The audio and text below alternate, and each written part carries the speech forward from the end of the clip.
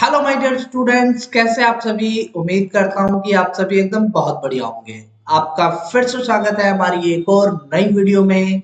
और बच्चों, आप सभी को पता ही है, आप लोगों के जो बोर्ड एग्जाम है वो स्टार्ट हो चुके हैं। आज है 19 फरवरी।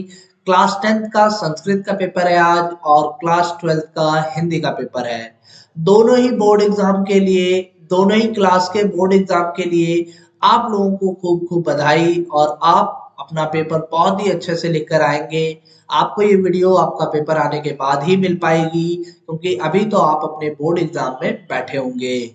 आज की अपनी इस वीडियो में हम बात करने वाले हैं सीबीएसई की तरफ से जो लेटेस्ट सर्कुलर या लेटेस्ट नोटिस जारी किया गया है, उस नोटिस के ऊपर।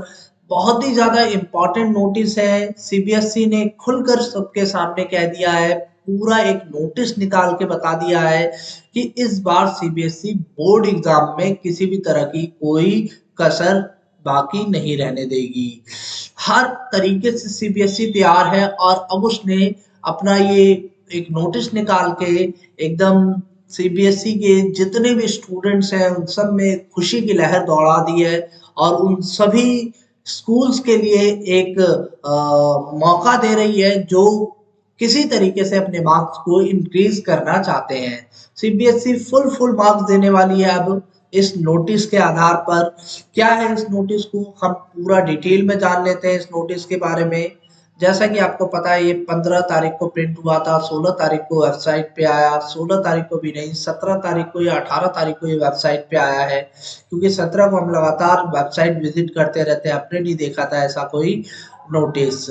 ये नोटिस किसके रिगार्डिंग है? ये नोटिस रिगार्डिंग है observation on question paper. Observation on question paper का मतलब ये है कि जो सीबीएसई के बोर्ड एग्जाम हो रहे हैं उसमें जो क्लास 10th और क्लास 12th का जो क्वेश्चन पेपर आ रहा है सीबीएसई की तरफ से, उस क्वेश्चन पेपर पर अगर किसी तरह की कोई मिस्टेक है, कोई क्वेश्चन गलत है या कोई कुछ भी है, तो उसके रिगार्डिंग सीबीएसई ने ये नोटिस दिया है अपने उन सभी एफिलिएटेड स्कूल्स को। ठीक है, और उन सारे स्कूल्स को जो सीबीएसई से जुड़े हुए हैं, उन्होंने सीबीएसई ने ये बताया है कि भैया, मैडम और सर का है, और उन्होंने बताया है कि आप लोग अवेयर है कि बोर्ड एग्जामिनेशन क्लास 10th और क्लास 12th के स्टार्ट हो चुके हैं। ठीक है, हर साल ये स्कूल्स जो है, एवरी ईयर जो स्कूल्स हैं वो हमें रिक्वेस्ट देते हैं अपनी ऑब्जर्वेशन एंड इशू। ठीक है, ऑब्जर्वेशन एंड इशू यानी उनको कोई इशू होता है, कोई समस्या होती है क्वेश्चन पेपर से, तो वो बोर्ड को कंप्लेन करते हैं सीबीएसई के क्वेश्चन पेपर के रिगार्डिंग, और वो भी उनकी वेबसाइट पर जाकर। यहाँ पर सीबीएसई ने बताया है कि जो स्कूल्स हैं वो कुछ गलतियां करते हैं, और अपने क्वेश्चन पेपर की जो मिस्टेक है, यानी सीबीएसई के बोर्ड एग्जाम के जो क्वेश्चन पेपर होते हैं उनकी जो मिस्टेक्स होती है वो सही से एक्सप्लेन नहीं करते हैं। अगर वो सही से एक्सप्लेन करें तो सीबीएसई उनको फुल मार्क्स देगी उस पर। यहाँ पर सीबीएसई ने बताया है, जैसे फर्स्ट पॉइंट में सीबीएसई कह रही है कि स्कूल जो अपनी ऑब्जर्वेशन सेंड करते हैं वो कई सारी ईमेल आईडी से कर देते हैं, अलग अलग ईमेल आईडीज पर सेंड कर देते हैं, जहां मर्जी कर देते हैं, है ना। इसका not mean for the purpose, मतलब किसी भी ईमेल आईडी से कर देंगे, किसी भी ईमेल आईडी पर कर देंगे। तो स्कूल की जो मेन ईमेल आईडी है, ठीक है, और सीबीएसई ने जहां पर बताया है आपको वहीं पर कंप्लेन करनी है। ठीक है, दूसरे पॉइंट में सीबीएसई ने ये बोला है कि भैया, आपकी जो ऑब्जर्वेशन है, यानी जो आपकी जो भी कंप्लेन है वो कई दिनों बाद आती है। ठीक है, सेंट आफ्टर सेवरल डेज, कई दिनों के बाद आप भेजते हैं। जैसे आज, सॉरी बच्चों, जैसे आज हिंदी का पेपर है, तो 2-3 दिन बाद आप इसकी कंप्लेन भेजेंगे कि हिंदी के पेपर में कोई मिस्टेक थी। जैसे आज क्लास 10th का संस्कृत का पेपर है, तो 2-3 दिन बाद या 3-4 दिन बाद, एक हफ्ते बाद आप कंप्लेन भेजेंगे कि भैया ये मिस्टेक थी। ठीक है, तो ऐसा नहीं चलेगा, सीबीएसई ने कह दिया है इस बार।